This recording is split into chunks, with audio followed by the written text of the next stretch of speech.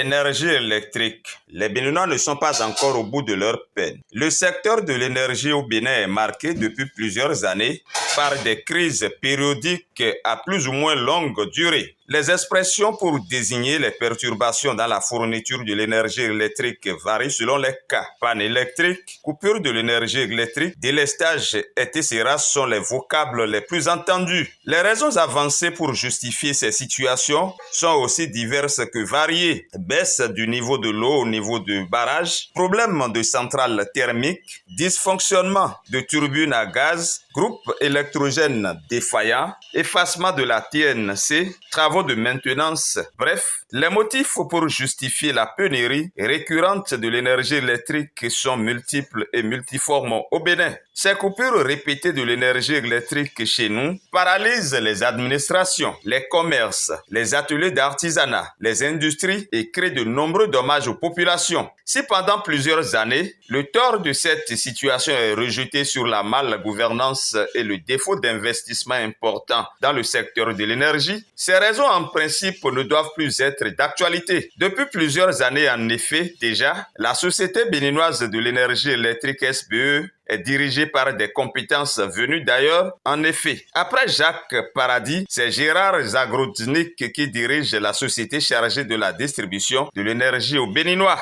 Des spécialistes du domaine nous a-t-on dit. Le secteur de l'énergie au Bénin a également bénéficié ces dernières années d'un financement massif, non seulement pour l'achat de groupes électrogènes, mais aussi pour le renouvellement des installations et autres. Tous les efforts fournis par l'État béninois dans ce domaine ont fait dire à certains compatriotes que les Béninois peuvent désormais dire adieu au délestage sauvage et aux coupures intempestives de l'énergie électrique. Les plus optimistes ont même proclamé l'autosuffisance du Bénin en matière d'énergie, estimant même que notre pays peut désormais exporter le surplus d'énergie. Mais apparemment, les Béninois ne sont pas encore au bout de leur peine, car quelque temps seulement après une certaine stabilité, les Béninois ont renoué avec l'enfer des longues absences d'énergie avec leurs conséquences. À quand donc la fin de cette situation ? Sera-t-elle temporaire ou répétitive? Les Béninois jouiront effectivement des investissements massifs dans le secteur énergétique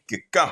C'est vrai que des efforts sont faits pour parvenir à une indépendance énergétique de notre pays, mais il nous reste apparemment encore beaucoup de chemin à parcourir pour en arriver à ce stade. En attendant, les Béninois peuvent prendre leur mal en patience et continuer à subir les délestages et autres coupures intempestives.